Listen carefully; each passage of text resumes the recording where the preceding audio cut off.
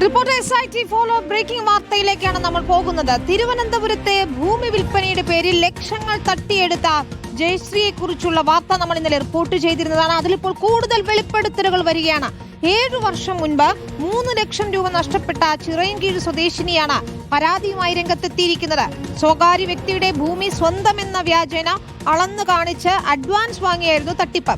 പോലീസിൽ പരാതി നൽകിയിട്ടും നടപടി ഉണ്ടായില്ല എന്നും പണം തിരികെ ചോദിച്ചപ്പോൾ ജയശ്രീ അധിക്ഷേപിച്ചു എന്നുമാണ് പരാതിക്കാരി റിപ്പോർട്ടറിനോട് പ്രതികരിച്ചിരിക്കുന്നത്. 3 ലക്ഷം രൂപ വാങ്ങിച്ചിട്ട് ഒരു 5 സെന്റ് പേരിടം തരാമെന്ന് പറഞ്ഞു. ശശി എന്ന് പറഞ്ഞ ആളാണ് എന്നെ കൊണ്ടുവന്നത്. നമ്മളെ ഏൽപ്പിച്ച കാരണം വീട്ടിൽ വന്ന് കാര്യം വന്നിട്ട് നിങ്ങൾക്കൊരു 3 സെന്റ് വാങ്ങിച്ച് തരാം, ഒരു 3 ലക്ഷം രൂപ കൊടുത്താൽ മതി, കിടക്കാടില്ലാത്തില്ലേ എന്ന് പറഞ്ഞ് നമ്മൾ കൊടുക്കാമെന്ന്. പിന്നീടാണ് പോയിട്ടിരി പറമ്പാണെന്ന് പറയുന്നത്. നമുക്കറിയാമോ ഇവിടെ ഉണ്ട്. പിന്നെ ആദ്യങ്ങളിൽ അവിടെ കാണിച്ചു തന്നു. ഞാൻ 2017 മെയ് 20-ാം തീയതി എപ്പോഴാണ് ഞാൻ എഴുതി കൊടുത്തത്. ആ റെക്കോർഡ് എൻ്റെ ഉണ്ട്. പക്ഷേ ഇവൾ ഒറിജിനൽ ഇവിടെ അങ്ങ് വാങ്ങിച്ചു വാങ്ങി. പിന്നെ അത് കഴിഞ്ഞ് ഞാൻ ഇങ്ങനെ ചോദിച്ച് നിന്നപ്പോഴത്തേക്ക് പിന്നെ കേസായപ്പോൾ അഡ്വക്കേറ്റ് പറഞ്ഞ് വർഷം കഴിഞ്ഞു പോയി അവിടെ നിന്ന് പൈസ വാങ്ങിക്കാൻ പൈസ പുതുക്കി തരാൻ പറഞ്ഞപ്പോൾ പിന്നീട് പുതുക്കിയാൽ പോയി അത്യാവശ്യം തന്നെ ചോദിച്ചു. നിനക്ക് പൈസ വേണ്ട പെരിടം. ഞാൻ എനിക്ക് പൈസ വേണ്ട, എനിക്ക് പെരിടം വേണ്ട, പൈസ മതിയെന്ന് പറഞ്ഞാൽ തരാൻ ഞാൻ ഇതുവരെയും തന്നിട്ടില്ല. 8 വർഷമായി. TV പ്രസാദ് ചേരുകയാണ്. പ്രസാദ്, ഇത്തരത്തിൽ മറ്റൊരാളുടെ ഭൂമി കാണിച്ച് പണം തട്ടുന്ന ജയശ്രീ ഉൾപ്പെടെയുള്ളവർക്കെതിരെ നമ്മൾ ഇന്നലെ ഒരു വെളിപ്പെടുത്തൽ നൽകിയതാണ്. ഒരു ക്യാൻസർ രോഗിയുടെ കുടുംബത്തിന്റെ ദുരവസ്ഥ നമ്മൾ കണ്ടതാ. ഇതാ ചിറയൻകീഴ് സ്വദേശിനിയും ഇപ്പോൾ പരാതിയുമായി രംഗത്തെത്തിയിരിക്കുകയാണ്. അവർക്ക് ഇതേ രീതിയിലാണോ അവരെയും പറ്റിച്ചത്?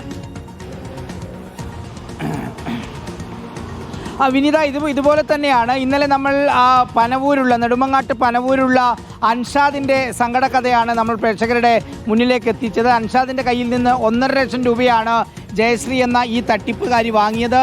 ഈ തട്ടിപ്പ് നടത്തി വാങ്ങുന്ന സമയത്ത് ആളുകളെ വിശ്വസിപ്പിക്കാനുള്ള ഒരു രീതി അവർ സ്വീകരിക്കുന്നുണ്ട് എന്നുള്ളതാണ്. അതായത് മറ്റുള്ള ഒരാളുടെ പറമ്പ് കാണിച്ചു കൊടുക്കുക, പറമ്പ് അളക്കാനുള്ള ടീമിനെയൊക്കെ കൊണ്ടുവരിക, അതിൻ്റെ സ്കെച്ച് കൈമാറുക, അങ്ങനെ തുടങ്ങിയുള്ള നടപടികളെല്ലാം നടത്തിയതിന് ശേഷമാണ് ഈ പാവങ്ങളായിട്ടുള്ള ആളുകളെ വിശ്വസിപ്പിച്ച് ഈ പണം വാങ്ങിക്കുന്നത്. ഇന്നലെ അൻഷാദിൻ്റെ കാര്യമാണ് പറഞ്ഞിരുന്നെങ്കിൽ ഇന്ന് രണ്ടാമതൊരു പരാതിക്കാരി കൂടി വരുന്നു എന്നുള്ളതാണ്. മാത്രവുമല്ല വിനീത, നമുക്കറിയാവുന്ന കണക്കനുസരിച്ച് ഏതാണ്ട് 10-11 അധികം ആളുകളിൽ നിന്ന് ഈ ജയശ്രീ പണം വാങ്ങിയിട്ടുണ്ട് എന്നുള്ളതാണ്. പലരും ക്യാമറയ്ക്ക് മുന്നിൽ വരാൻ തയ്യാറാകുന്നില്ല. നിരവധി പേർ പല തവണയായി പലയിടങ്ങളിൽ പോലീസ് സ്റ്റേഷനുകളിൽ പരാതി നൽകി. അൻഷാദിൻ്റെ പരാതിയിൽ നെടുമങ്ങാട് പോലീസ് ജയശ്രീക്കെതിരെ കേസെടുത്തത് മാറ്റി നിർത്തിക്കഴിഞ്ഞാൽ മറ്റൊരു നടപടികളിലേക്കും പോലീസും കടക്കുന്നില്ല എന്നുള്ളത് ജയശ്രീയെ പോലെയുള്ള തട്ടിപ്പുകാരിക്ക് വിലസാൻ കൂടുതൽ സൗകര്യമാകുന്നു എന്നുള്ളതാണ്.